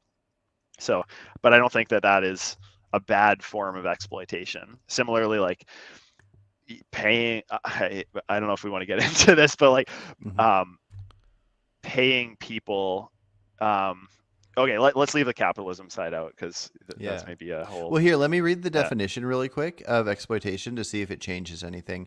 So the action or fact of treating someone unfairly in order to benefit from their work. It says work. But if we go by that definition, I don't think putting the salt lick out there is exploitation, but it is because you're not treating them unfairly. It's just that because I think exploitation versus the word use, the main difference is that there's something almost a negative thing happening to whoever it's happening to. So yeah, see, Peter defines it in this as you're taking advantage of people without giving without giving consideration to their interests. So that it's sort of a different definition. And I think what you're saying is like if there's a negative thing in addition to that, which is probably another definition of exploitation, maybe a more common one even, I don't know. But this is sort of the point, is like it depending on whether that condition is true of like, is there a bad thing that happens for the being in question? That's like what I'm calling like relevant exploitation, is the ones that have the bad thing in addition. Gotcha. Yeah, somebody else put a definition in here that is similar to what Peter said and what you said. Make full use of and derive benefit from a resource. Right. Yeah. No, that's interesting. So I think in that case, that is right. That if you give a deer something that benefits it and there's no downside to the deer, but you did it so you could enjoy seeing it, I think that's completely fine, and that's a very interesting example. Now, one that I think is a little more complicated, and I got to run and pee really quick, but if you're up for talking, I think we should keep talking. Can you basically share your thoughts with Jerome here in the chat of what your thoughts are on pet ownership, and also maybe just respond to some people in the chat, and I'll be right back. Sure. Yeah. Yeah, pet ownership. So in my opinion, this is like there's kind of two considerations. The first one is whether in the world we live in that pet ownership is fine, and the second one is sort of in an idealized world, future state or whatever, would we still want pet ownership to be a thing? So yeah, the way I view it, it's less in terms of ownership and more in terms of sort of like companionship or stewardship, sort of a sense, in the same way that you are a companion and steward to like a foster child or something. That's sort of how I view animal ownership. So if I say own, that's what I mean. Yeah, I think there's a large practical benefit to it in the world we live in now, where there are stray dogs and whatever that that are, you know, rounded up because the society we live in doesn't have a good solution for it, and instead of killing those things, we do the dog ownership thing, which lets the dog presumably in a lot of cases have a good life. And so when I think about myself or other people that have pets, I think my dog has a better life than I do, to be honest with you. So it's like, it's again, it seems like that it's a good thing that this dog has an ability to have a life. And, you know, in an idealized future world, that's sort of the question. So it's like, would pet ownership still be a thing? And Jerome, I wonder what you would think about that. I think like the point where we're like breeding something into existence for our own benefit, I don't think is a good thing. If there was a way for them in our society to function and be free, like free is a big thing for me as well as just like a good life, and like there isn't right now in some sort of idealized future world. If like dogs could be allowed to breed and like live a free life and kind of come and go as they please, I could see that being a thing. I don't know that that's sort of what people visualize by pet ownership though. So that's sort of the condition that I think would need to be true for us to live with animals and have sort of our domesticated animals in the future. Curious to hear what your thoughts are on that though, Jerome. That I didn't get too much further, Carson, than the Jerome question. Yeah. No, and he's very interesting to talk to. So when we start up that moral philosophy channel, he'll be a good guest to have on there. Yeah, Angelo seems like Angelo agrees. Pet ownership should transition its way out. Pets today shouldn't be strayed, but breeding should be 100% illegal. Yeah, and so I wonder, Angelo, what you think about sort of the spaying and neutering, if that is a good thing. It's like a thing that we do without consent to these animals to prevent, you know, future. It's not breeding, but it's allowing them to breed, which is something they kind of inherently want to do. But we do this potentially painful and dangerous operation in order to prevent like that future animal from coming into this same situation.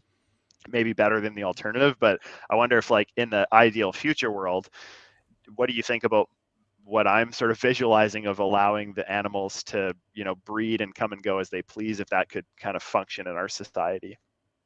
Mm-hmm. Yeah, I don't think it could function in our society with cars and whatnot. But if there was some kind of a large piece of land where you could put all cats and dogs, don't spay and neuter them, and they can just try to survive on their own out in this land, then I could see that kind of a come and go, and they exist. But I would say I hadn't really thought of it before, but is spaying and neutering worse than euthanizing?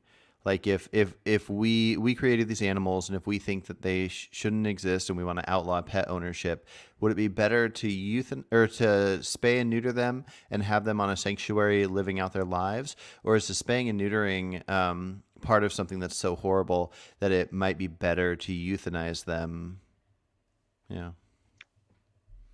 Are you asking my opinion? Is that it's not as bad. I don't think it's as bad as euthanizing at all.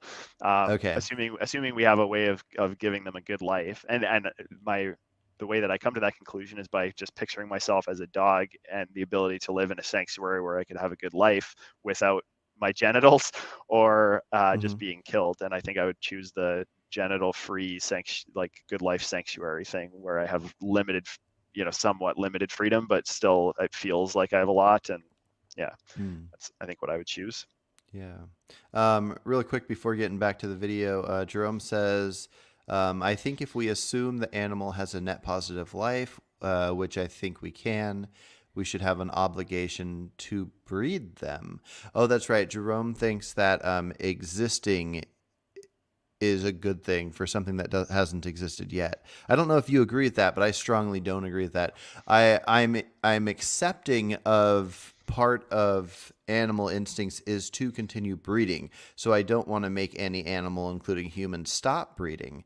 But if all of a sudden every animal just decided not to breed anymore, I don't think there's any moral argument for why we should keep breeding. I don't care about something's existence that doesn't exist. Yep, I'm with you. Oh, okay, cool. I thought I saw a head shake that meant that you weren't with me, and so I was curious to hear your thoughts. No, So, it's yeah, I guess my that, position's a little more nuanced than that, but in broad strokes, it mostly boils down to I agree. So that's yeah, cool. And then the last thing I wanted to ask you on the pet ownership thing, the element I disagree with Jerome on is, or I think it might be Jerome. I need to ask him again. But anyways, if we cannot communicate with an animal, is it ever reasonable for us to think that we can claim it as having a good life, or that it's accepting of the life that we're giving it? I mean, if we literally could not communicate, I think it would probably be very difficult. But like, there are other ways of assessing level of happiness, I think, as well. And plus, we can sort of communicate with animals in some limited ways. So A, I don't accept that we can't communicate with animals, and B, even if we couldn't, I think that it's possible through other means we could determine, or at least take a good guess at determining whether or not they have a net positive or net negative life. Gotcha. Okay, here we go.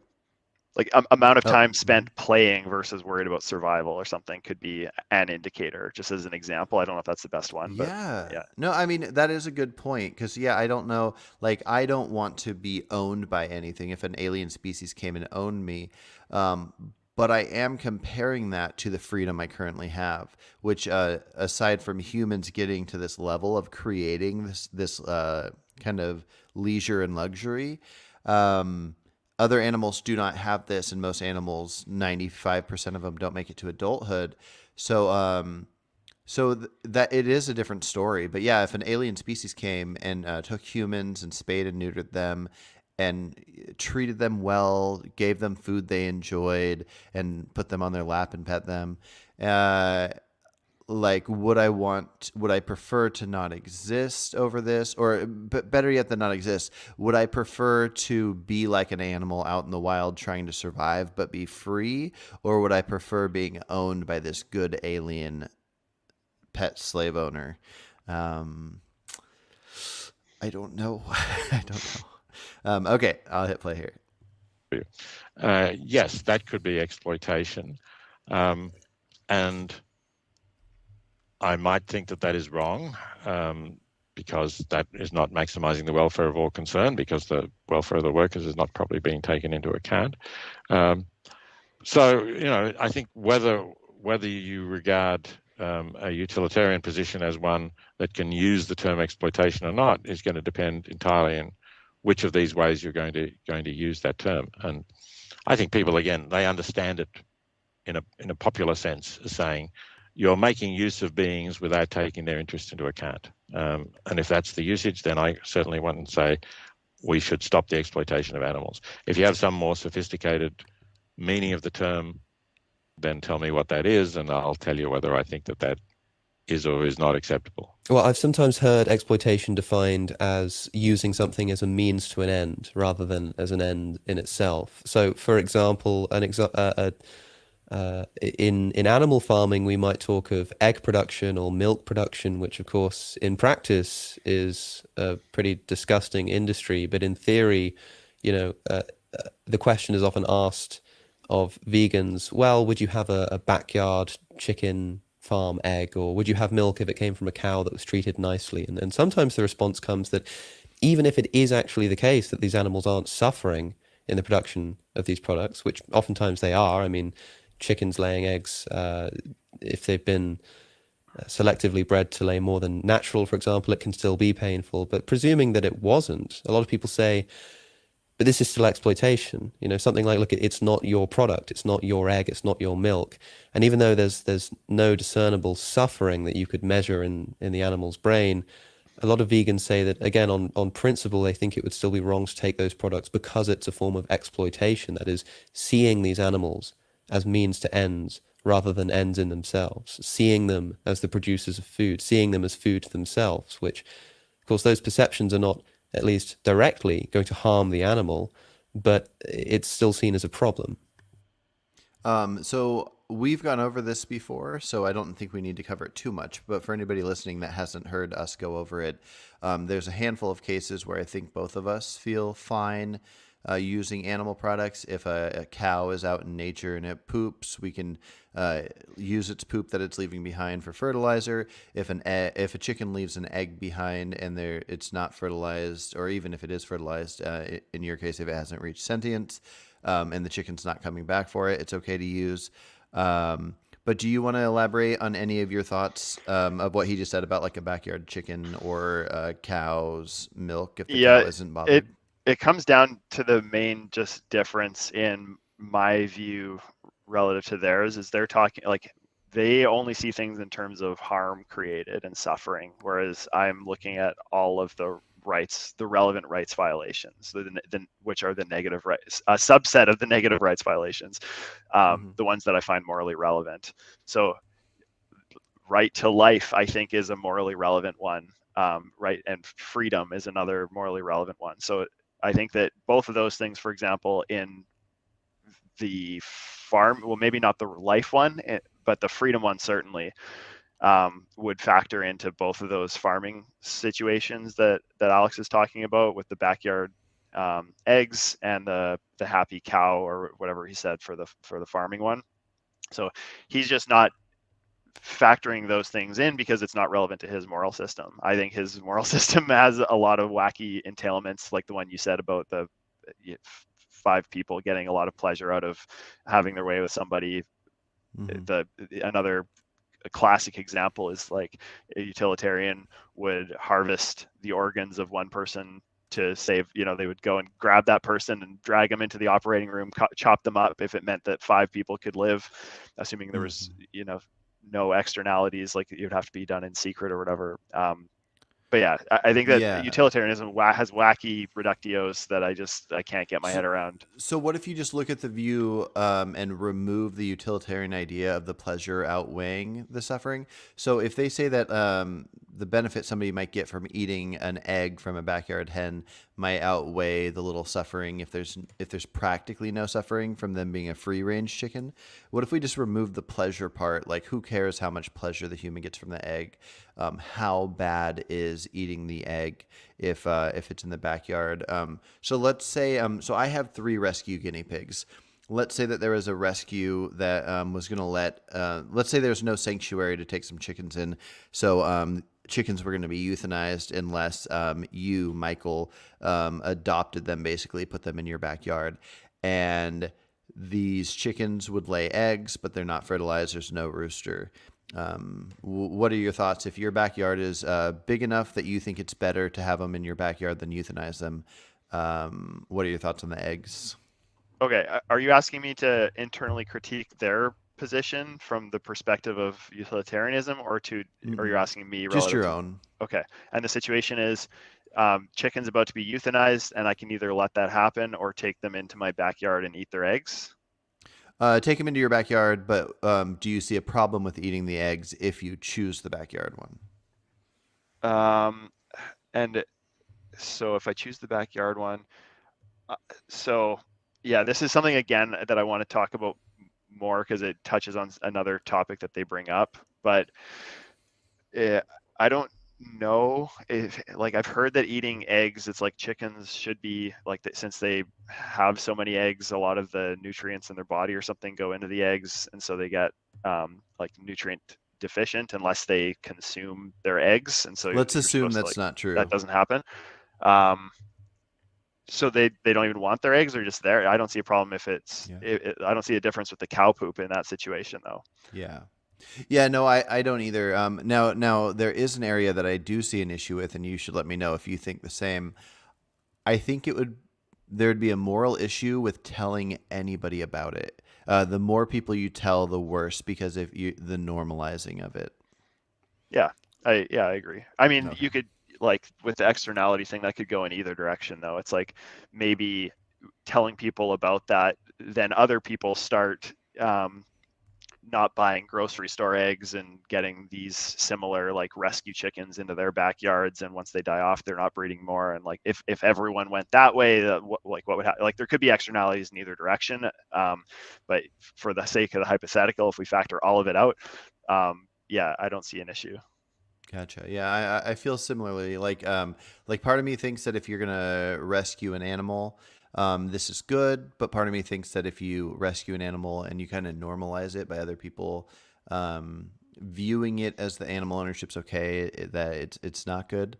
So part of me wants to rescue every single animal, and another part of me wants as many people as possible to refuse to rescue domesticated animals. That way we can keep pushing this message of humans don't own animals, so even if these ones have to be euthanized, we're working towards a non-owning standard. Yeah. Jerome asked a quick question about that. He said if chickens have good lives, why not normalize it? Because other things matter than the fact that they have good lives is the answer. Yeah, well, I think part of it is if you normalize it, then you're normalizing the breeding into existence. And I don't mean it, I don't like slippery slope arguments. Also, sorry, just to my perspective, it's the fact that they have the negative right infringed on of freedom is the reason that it matters in my view. And then there's externalities, which you were getting at as well. Yeah, and the reason the freedom doesn't matter in a sense is kind of like the dog you have that's a rescue dog. That dog doesn't have its freedom, but you are giving it a better life than it would have otherwise, and you think that having it is better than euthanizing it. So I think the same thing would be with the rescue chicken, but not with the breeding a chicken. Yes, exactly. Yeah. Yes, I agree with you there. So if chickens have a good life, why not normalize it? So yeah, if you normalize the rescuing of chickens that are truly rescued, then normalizing that is fine. But if people see my cute guinea pigs on the videos I have that I am removing because I am against having them up there, if they see those and go to PetSmart, which you can go to PetSmart right now, this is not a commercial, this is a anti-commercial. You can buy a guinea pig, and you shouldn't do that. Even though PetSmart has them in these tiny cages, you buying them is putting them in demand, and they bring more in there, and they should not be selling them. And so me making them look super cute on my videos is making people not go rescue guinea pigs. They're seeing how cute they are, and they want to go buy them. So if somebody hears about this chicken in this backyard, they might go and purchase chickens that are part of the egg industry, and there's a negative element to it. So it really depends on which route you go. Let's see. We got Garland Farms in here. There are nutrients in eggs not found in plants, so by keeping your egg consumption a secret while claiming to be 100% plant diet, you're lying and misrepresenting the feasibility of veganism. Yeah, I mean, again, that's an externality that could go in either direction. It's like if you're getting some benefit from a health perspective from the eggs, then that's sort of what Garland's saying. If you're getting some harm, like the increased consumption of cholesterol and likely dying, it's like that's an externality that goes the other direction. If the point is that like lying is fundamentally wrong and you're doing a wrong action by lying about it, okay, sure. I don't know. Like I don't know. I don't know how it's not really relevant to the point. Like we're talking about like, well, at least my view, I was talking about the externalities aside, like is the action right or wrong? And it's like, yeah, you can certainly get into the externalities and the impact on lying about what you're eating or something, and whether that is moral, that's a separate discussion you could have for sure. Yeah. Well, and I'm personally not a fan of lying, but what people consider lying by omission, I view very differently. If I were to encourage people to not smoke, but I couldn't kick the habit, I would smoke in my backyard or my garage, and I would not tell people about it because I think it would be more immoral to talk people into smoking. And if somebody said, "Do you smoke?" I'd say, "Yes, I'm ashamed of it," so on and so forth. Same thing with the chicken. I think it might be best to not tell people if you had a backyard chicken because you don't want to normalize it. But if somebody said, like, "Do you eat eggs?" and you don't feel comfortable lying, which I don't, I would say, well, here's the thing. I don't think eggs are that healthy, but I don't mind eating one a week, and I have these backyard chickens, but I only have them because they're rescues. And I don't think it's moral to purchase chickens or to breed chickens to be backyard chickens. And I'd give the spiel, and hopefully that person wouldn't be encouraged to do something bad. Okay, here we go. Yes, I don't see it as a problem if it's not harming the animal or others. And in fact, the sort of Kantian idea that it's always wrong to use somebody as a means rather than as an end. I'm actually going to say one more thing, essentially responding to Garland here, because really what I would probably do is I would give these eggs to people that I know that eat eggs and hope that that would make them purchase less at stores, because I have no reason to believe that it's healthy to eat eggs and I care about my health. So it wouldn't be based on the idea of what, let's say, David C. Arness says about not eating roadkill. I'd put roadkill and chicken eggs in the same category of, I don't think it's immoral to do this thing. And I don't care that it's technically part of an animal, but I would say, since it's not healthy and I don't want to have it, I would give it to somebody to help them not purchase eggs. Let's see. I don't think is defensible, even when you apply it to humans. Derek Parfit has an example where you're in a building which is slowly crumbling or collapsing for some reason, and Hey, Carson. your child is with you. Yeah. Because this is about to get into a different topic. Would it be cool if we stopped this one around now and then picked up the rest of this in a part 2? Yeah, definitely. Okay, cool. Was there any of the chat you wanted to go through or anything before we sign off? I got a few more minutes, but I got to get going pretty soon. Yeah, no, I think we covered everything. I was going to stop it at the time that you mentioned in our message, the 27 and a half minutes in, and we're 23 and a half. But I think this is a fine point to stop, and I don't think there are any other questions over here. I do see it's broken up into little categories, and we're almost to the end of a category, the exploitation and suffering category. Should we finish that one off so we know the exact starting point? Sure. Okay. And there's a large concrete block that is slowly coming on top of your child and will crush your child to death. And the only way you can stop this is by moving the leg of an unconscious person who's been injured, rendered unconscious in this accident that's causing the building to crumble. And if you move their leg to sort of hold up the concrete block, they will have a broken toe, but your child will be saved. Now, you're using them as a means. They haven't given consent. They're going to be injured slightly, but your child's life is going to be saved. I think that's the right thing to do. I think it would actually be wrong to say, no, I can't touch the stranger. I can't do something that will harm the stranger in any way without the stranger's consent. Therefore, I must allow my child to be crushed to death. That seems grotesque to me. So it's not an absolute rule. I think anybody who thinks carefully about it will say it's not an absolute rule that you can never use another human being as a means to an end without their consent. And I don't think it's an absolute rule for non-human animals as well. And perhaps that could still be considered exploitation under some definitions, but I guess there you would just be saying that exploitation isn't always wrong. I know that. Okay, that's where it splits off into the next category. So I'll take it even further. I would. This is messed up, but it's complicated when we talk about ourselves and our loved ones. But if there was somebody unconscious and I needed to use them to save my child, I would use them in a way that ended their life. So I'd definitely use them in a way that breaks their toe. Now there would be like a legal element where breaking the toe, you probably wouldn't get in a wild amount of trouble, but ending the life you would. But just looking from the moral standpoint. But yeah, do you have any thoughts on that, using a person to save another person?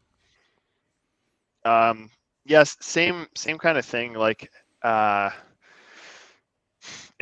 me, it comes down to the negative rights violations primarily, and if whether there is a certain utility threshold that is crossed in doing so to justify it. So, yeah, an unconscious person who will regain consciousness, or if they're not, I don't think it matters that much if they're unconscious or not. I would treat that fairly, pretty much in the same way in terms of the negative rights violations that are experienced. But yeah, I think I wouldn't do it unless there was like a very significant utility threshold that was crossed on the other side. Yeah, that's basically my answer. Yeah. No, and I think I have the same thing. So I think even though I lean towards almost complete deontology, I think there are elements where there are thresholds. So because I think not only would I definitely do this for my own child, but if it was just a stranger, if it was breaking the toe of one stranger to save the life of another stranger, I'd feel bad that I broke the toe, but I would do it. And I think maybe that still fits into the deontology because I have a strong stance on the life being ended of something that doesn't want to die. No, that would be the other side. The deontology would refer to the action. So the action taken would be breaking someone's toe in this case. And so if you had a very strong deontological framework, you would say there is no amount of welfare or negative rights infringements or whatever that are impacted that would cause me to go against my deontological obligation to not break the toe. So yeah, so maybe, I mean, you can have different thresholds for different things. Like you could have a very high threshold for a large amount of pain and a low threshold or something for a low amount of breaking a toe or something. But yeah. Gotcha. Okay, cool. Well, that's a good point to stop. So I'm going to end the broadcast. But yeah, everybody, thanks for watching. And I'll be back to do another live stream, I believe at 11. So in about an hour. So take care, guys.